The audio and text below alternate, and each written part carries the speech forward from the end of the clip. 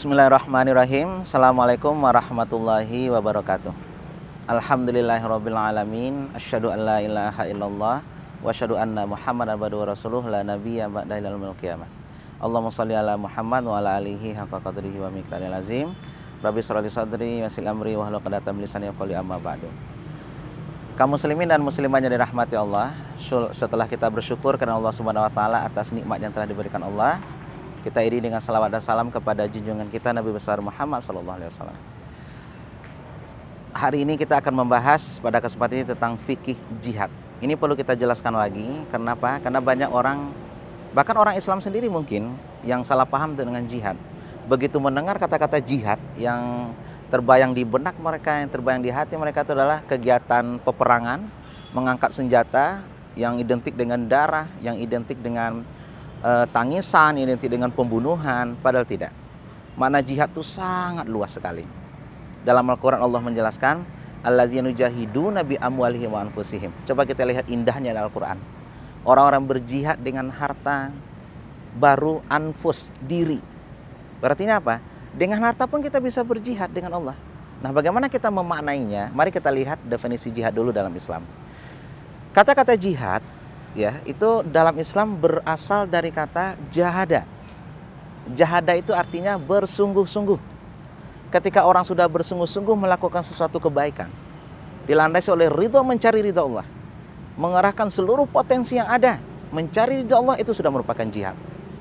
Jadi seorang suami misalnya, ketika dia keluar rumah bersungguh-sungguh mencari rezeki untuk anak dan istrinya, itu sudah merupakan jihad. Dan kalau dia dipanggil Allah dalam kondisi mencari rezeki, insya Allah itu adalah mati syahid. Seorang dosen misalnya bersungguh-sungguh dalam mengamalkan ilmunya, memberikan ilmunya kepada mahasiswa, itu sudah merupakan jihad di jalan Allah. Seorang istri mungkin juga bagaimana dia, makanya ada jihad mati syahid dalam konteks akhirat. Dia sudah berusaha menjaga kandungannya, maka Allah itu hargai dengan syahid akhirat. Kaum muslimin yang berbahagia, sekarang kita masuk tingkatan jihad. Tingkatan yang paling tinggi dalam berjihad adalah ketika membela agama Allah. Tapi jangan salah paham, membela agama Allah ini bukan dalam bentuk peperangan. Tapi membela agama Allah adalah dengan bentuk serangan yang diberikan kepada kita. Misalnya, ketika orang-orang kafir, orang-orang musuh Islam menyerang kita dengan budaya, kita lawanlah dengan budaya Islam. Kita kenalkan budaya kita.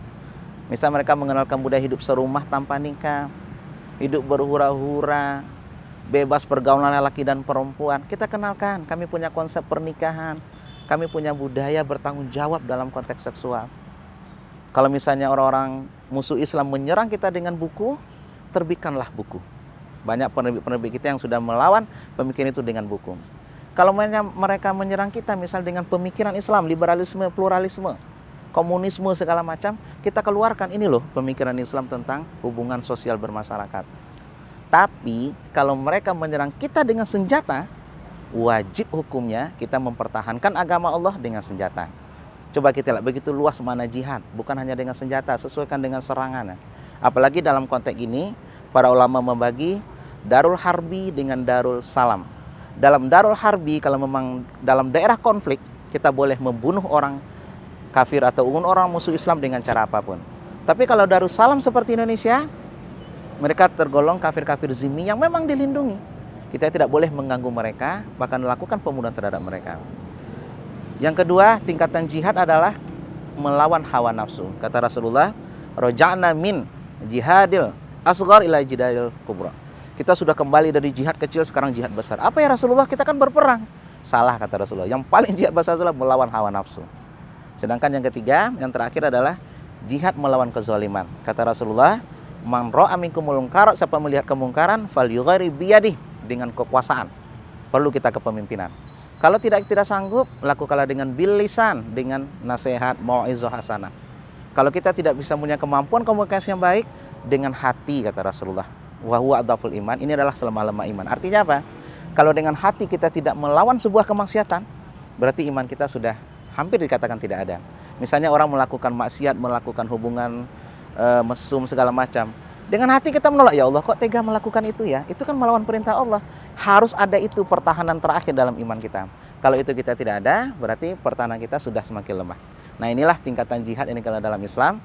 Berarti kita simpulkan bahwa jihad tidak identik dengan senjata, tidak identik dengan peperangan, tidak identik dengan darah. Jihad itu adalah usaha sungguh-sungguh yang kita lakukan mencari ridha Allah untuk membela agama Allah sesuai dengan serangan yang kita dapatkan. Mudah-mudahan yang menonton acara ini bisa semakin memahami makna jihad, bahwa berjihadlah membela agama Allah dengan potensi yang kita miliki dan lakukan dengan sungguh-sungguh. Itu sudah merupakan jihad, dan kalau Allah memanggil kita, mudah-mudahan dalam keadaan syahid dan husnul khatimah.